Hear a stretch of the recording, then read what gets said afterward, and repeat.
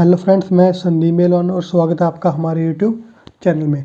तो फ्रेंड्स, आज हम करने वाले हैं कुछ हाईटेक एग्रीकल्चर कॉन्सेप्ट। इसके ऊपर से भी आपके पास क्वेश्चन आ सकता है। सिंपल सा क्वेश्चन आ जाता है कि मान लो एपीकल्चर क्या है और उसका आपके पास आगे एक्सप्लेनेशन दी होती है। फिर ये आ जाता है और ये पूछा जाता है कि ये किससे रिलेटेड है। तो 1 नंबर के आपके पास आ जाते हैं, 1 या 2 नंबर का आपके पास इसमें से आ सकता है।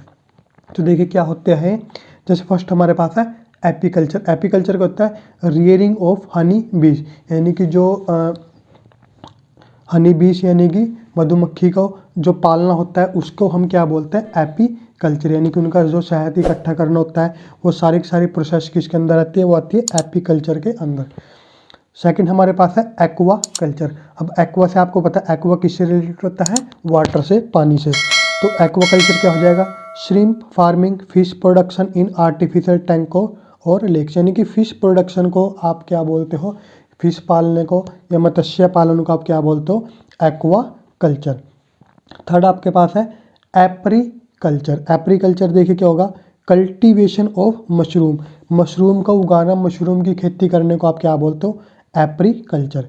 फोर्थ हमारे पास है ब्लू रिवोल्यूशन। ब्लू रेवोल्यूशन क्या होता है हमारे पास, ब्लू रेवोल्यूशन आपके पास किससे रिलेटेड होता है, फिश प्रोडक्शन से, यानी कि मत्स्य पालन से ही आपके पास क्या होता है, ब्लू रेवोल्यूशन, जिसको आप पिस्की कल्चर भी बोल देते हो।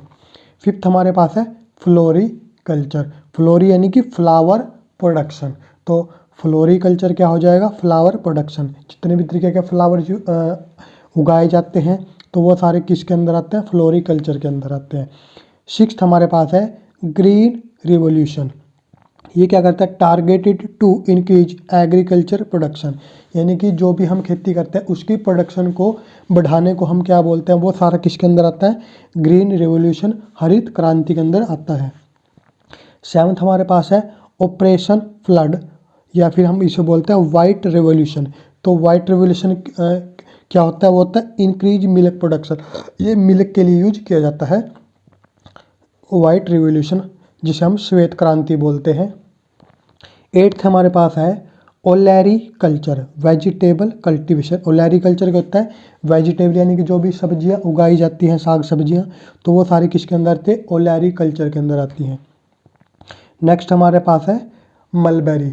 मलबेरी देखिए क्या होता है, एसोसिएटेड विद सेरीकल्चर। ये जो सेरीकल्चर होता है उससे ही यानी कि वही होता है सेरीकल्चर जो होता है, और सेरीकल्चर क्या होता है वो भी आपको अभी बताएंगे। देखिए नेक्स्ट हमारे पास पिस्की कल्चर।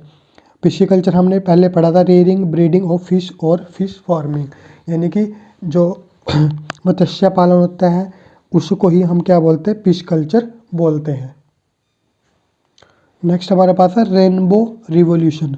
तो रेनबो रिवोल्यूशन किससे होता है हमारे पास, कनेक्टेड विद फ्लावर्स, यानी कि जो फ्लावर होते हैं उनसे ही रिलेटेड होता है हमारे पास रेनबो रिवोल्यूशन।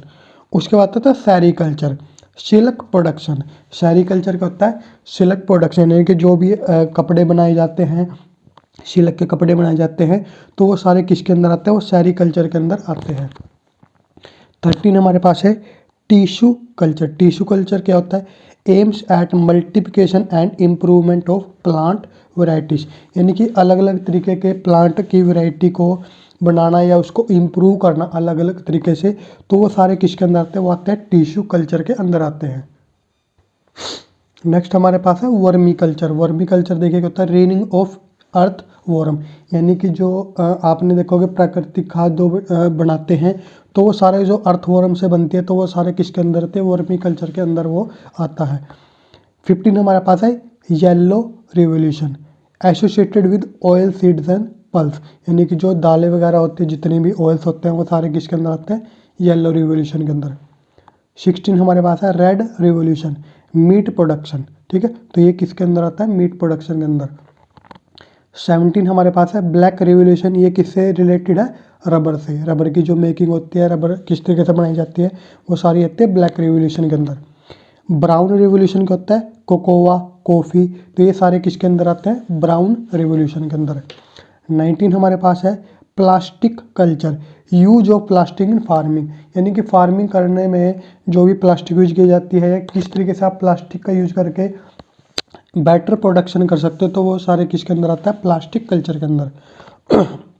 20 आपके पास है स्लेवी कल्चर, कल्टीवेशन ऑफ ट्रीज, यानी कि जो जंगल हो गए उगाने, ठीक है, बड़े बड़े फॉरेस्ट हो गए, तो उनको किस तरीके से उगाया जाता है, किस तरीके से उनको मेंटेन किया जाता है, तो ये सारा किसके अंदर आता है, स्लाइवी कल्चर के अंदर आता है। तो ये थे हमारे पास 20 हाईटेक कॉन्सेप्ट जो थे एग्रीकल्चर के, और इनमें से आपके पास 1-2 नंबर का आ सकता है, बिल्कुल ईजी आता है कि ये किससे रिलेटेड है, तो ये आपको अच्छे तरीके से याद कर लेना है। तो फ्रेंड्स इस वीडियो में इतना ही, मिलते हैं नेक्स्ट वीडियो में। Thank you, have a nice day.